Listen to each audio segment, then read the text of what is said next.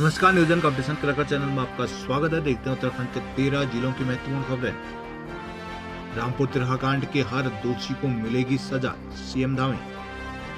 उत्तराखंड को पृथक राज्य बनाने के लिए 2 अक्टूबर 1994 को रामपुर तिरहा पर हुए गोलीकांड में प्राणों का बलिदान देने वाले आंदोलनकारियों का गुरुवार को पूरे राज्य में भावपूर्ण स्मरण किया गया। उधर मुख्यमंत्री धामी ने दोपहर को यूपी के मुजफ्फरनगर में रामपुर तिरहा स्थित शहीद स्मारक पहुंचे। यहां शहीद आंदोलनकारियों को श्रद्धांजलि देते हुए उन्होंने कहा कि इस कांड के हर आरोपी को सजा मिलेगी। उन्होंने कहा कि एक मामले में 2 आरोपियों को सजा हो चुकी है, जबकि 2 मामले अभी भी विचाराधीन है। पुष्पांजलि के बाद मुख्यमंत्री ने कहा कि राज्य आंदोलन के इतिहास में रामपुर तिरहा गोलीकांड सबसे क्रूर और गहरे घाव देने वाला अध्याय के रूप में अंकित होगा, जिन पर जनता की रक्षा की जिम्मेदारी थी। उन्होंने हिंसा बर्बरता की याद हदें पार कर दी है। सीएम ने कहा कि इस अमानवीय घटना की जिम्मेदारी उस वक्त की सपा सरकार की है जिसमें आंदोलनकारियों पर गोली चलाई व महिलाओं पर अमानवीय अत्याचार किए। उन्होंने कहा कि अदालत ने भी माना था कि वह कांड जलियांवाला बाग से भी भयावह था।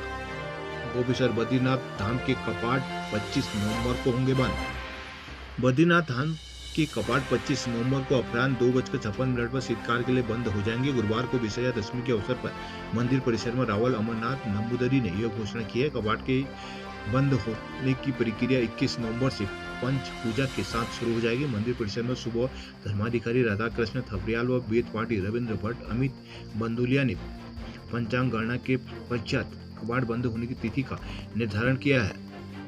नई दिल्ली जेईई नीट परीक्षा की मुश्किलता अब होगी आसान। ट्रंप ने दवाओं पर 100% टैरिफ फिलहाल टाला। देहरादून शिक्षकों ने प्रधानाचार्य भर्ती के समर्थन में दिखाई गांधीगिरी।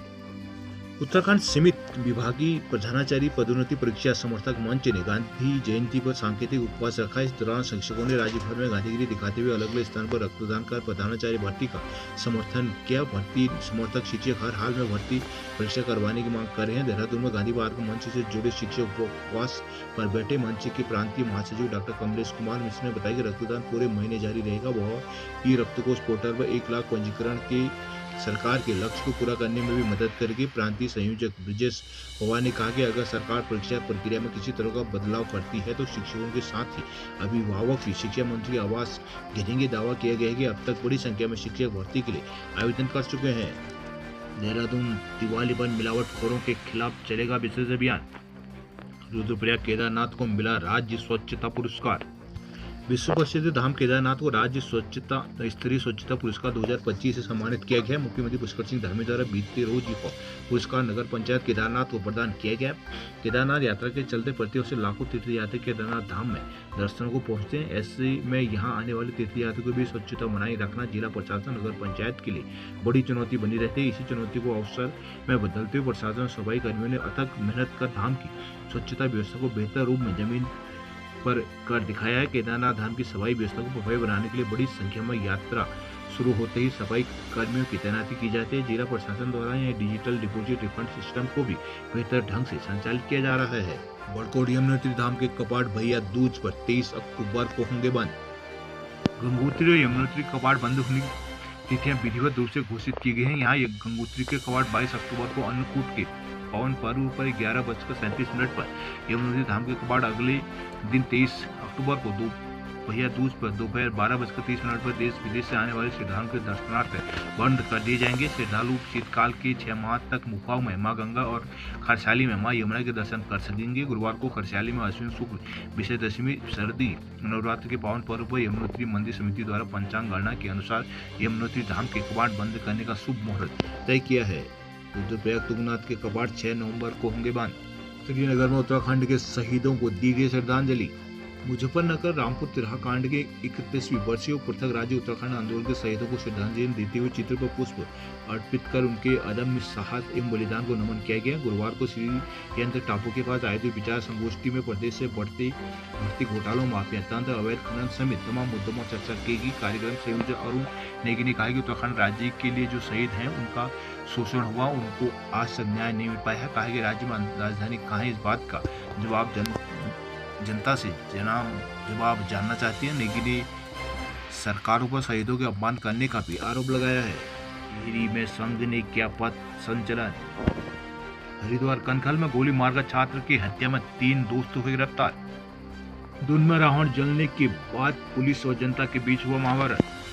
देहरादून के परेड ग्राउंड में गुरुवार शाम दशहरा मेले पर रावण दहन के बाद अफरा तफरी का माहौल बन गया। भीड़ के चलते दो पक्षों के बीच मामूली कहासुनी ने विवाद का रूप ले लिया, जो मारपीट तक पहुंच गया। दोनों पुलिस ने मौके पर पहुंचकर स्थिति को काबू में लिया, दोनों पक्षों को अलग अलग करके शांत कराया। गुरुवार को बिन्नू बिरादरी ने दशहरा मेला आयोजित किया था। मुख्यमंत्री भी इस कार्यक्रम में पहुंचे और करीब 1 घंटे तक वहां रहे। बारिश की वजह से पुतलों को जलाने में देरी हुई। रात करीब 8:30 बजे तक आयोजक पुतलों को जलाने की कोशिश करते रहे। दशहरा कमेटी अध्यक्ष संतोष नागपाल ने बताया कि बारिश के कारण पुतलों के अंदर रखे हुए कुछ बम गीले हो गए, जिससे वे फूट ना सके। जिसके बाद जब भी भीड़ मैदान के बाहर निकल रही थी तो लोगों में बैरिकेडिंग गिरा दी, जिससे अफरा तफरी का माहौल बन गया। इसी बीच दो पक्षों के बीच किसी बात को लेकर कहासुनी होगी, जो धीरे धीरे धक्का मुक्की और मारपीट में बदल गई। सूचना मिलती रायपुर एसओ गिरीश नेगी और डालनवाला पुलिस चौकी पर पहुंची। किसी तरह हालत को काबू में किया गया।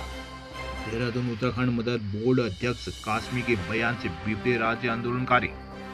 उत्तराखंड मदरसा बोर्ड के अध्यक्ष मुफ्ती समून कासमी के एक बयान को लेकर विवाद हो गया। वो गुरुवार को कचहरी परिसर स्थित शहीद स्मारक के बाहर मीडिया के बयान दे रहे थे, लेकिन उनके कहे दो शब्द उन पर ही भारी पड़ गए। नाराज आंदोलनकारियों ने कासमी को वहां से लौटा दिया। दरअसल कासमी सीएम के कार्यक्रम में शामिल होने पहुंचे थे। वो राष्ट्रपिता महात्मा गांधी, पूर्व प्रधानमंत्री लाल बहादुर शास्त्री की जयंती को लेकर मीडिया से बात कर रहे थे। मीडिया ने उनसे रामपुर तिराहा गोलीकांड को लेकर भी सवाल पूछे। बताया जा रहा है कि कासमी ने शुभ दिन बताकर अपनी बात रखनी चाहा तो राज्य आंदोलनकारी खफा हो गए। उन्होंने कहा कि रामपुर तिराहा पर उत्तराखंड के कई लोग शहीद हुए, लिहाजा कासमी काले दिन को भी शुभ कैसे कह सकते हैं। देहरादून पुलिस थानों का चार्ज अब यूं ही नहीं मिलेगा, हर अफसर का होगा प्रोफाइल ऑडिट। अब थाने कोतवाल की जिम्मेदारी संभालने वाले पुलिस अफसरों का प्रोफाइल ऑडिट किया जाएगा। जनता से व्यवहार, कार्यशैली, चारित्रिक पक्ष की गहराई से जांच के बाद ही उनको चार्ज मिलेगा। यह प्रक्रिया मौजूदा थाना अध्यक्षों पर भी लागू होगी। बुधवार देर रात रामपुर तिराहा रोड की घटना के बाद पुलिस महकमे ने यह निर्णय लिया है कि राजपुर थाने के एसओ रहते हुए सैकी कुमार ने निजी कार से 3 वाहनों को टक्कर मार दी थी। तब मौके पर हंगामा हुआ। इसका वीडियो सोशल मीडिया पर भी वायरल हो गया। इस मामले में उनको न केवल निलंबित किया गया बल्कि थाने में एफआईआर भी दर्ज की गई। बीते रोज हुई घटना के बाद काशी के एसओ दीपक धारीवाल को राजपुर का चार्ज दिया गया, मगर देर शाम उनको वापस काशी भेजा गया। उधर आईजी ने बताया कि एसओ से 3 नामों का पैनल बनाया गया था, जिसके बाद किसी एक को स्थायी रूप से राजपुर थाने में तैनात किया जाएगा। नैनीताल गांधी और शास्त्री की जयंती पर सेनानियों के परिजनों को किया गया सम्मानित।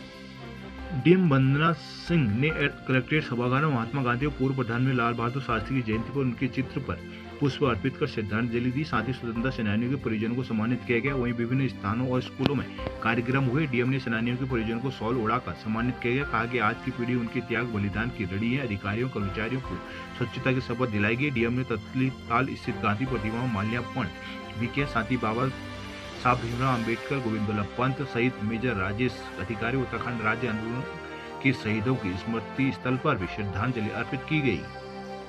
हल्द्वानी नकल प्रकरण पर आज से होगी जन सुनवाई। राम बारात निकाली, रावण का हुआ दहन।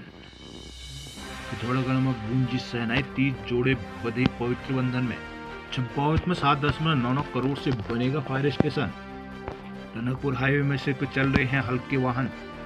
गोलीहाट में शराब की अवैध बिक्री पर लोगों में आक्रोश। अल्मोड़ा दशहरा उत्सव, रावण का किया गया दहन।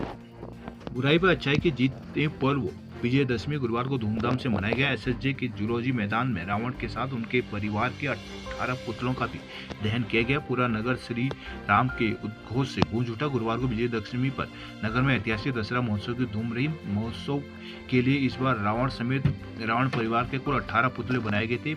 रावण गुरुवार दोपहर सभी पुतला समितियां अपने अपने पुतलों को लेकर शिखर तिराहा पहुंची। सभी पुतले शिखर तिराहा पर एकजुट हुए। यहाँ दशहरा महोत्सव का शुभारंभ किया गया। इसके बाद पुतलों का जुलूस निकाला गया। रावण, कुंभकर्ण, मेघनाथ, ताड़का, अक्षय कुमार, मकरासुर, अतिकाय, त्रिशरा, वीरत, कालकेतु, मारीच, खरदूषण, देवांतक, कालकासुर, नरांतक, शुभांशुर और धूम्राक्ष के पुतलों का भी बाजार मार्ग के लिए रवाना किया गया। बाजार रूपी पुतले एसएसजी परिषद के जंतु विज्ञान विभाग स्थित मैदान में पहुंचे। यहाँ रावण समेत उनके परिवार के सभी पुतलों का दहन किया गया।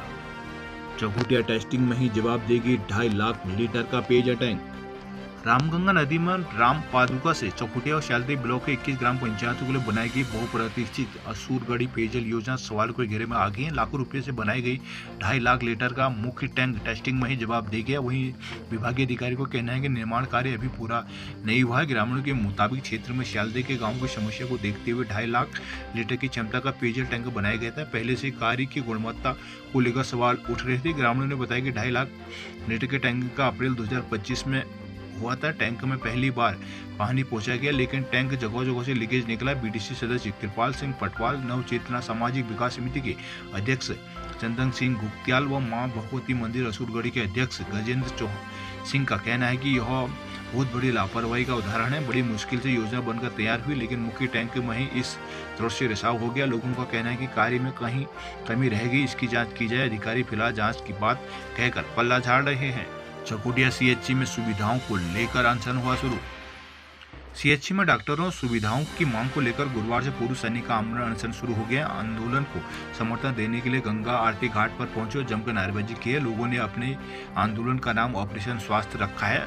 आंदोलनकारी भुवन कठैर ने बताया कि 2 माह से लगातार स्वास्थ्य सेवाओं में सुधार के लिए जन जागरण अभियान चलाया जा रहा है, लेकिन इसकी सुध नहीं ली जा रही, इसलिए अनशन शुरू किया गया। गढ़वाल क्षेत्र में लगे क्षेत्रों में भी परेशान आंदोलनकारी भुवन कठैर ने बताया कि 2 सितंबर को तहसील मुख्यालय में प्रदर्शन किया गया। सीएम को ज्ञापन भेजा गया, जिसके बाद मांगों पर कोई सुनवाई नहीं हुई है।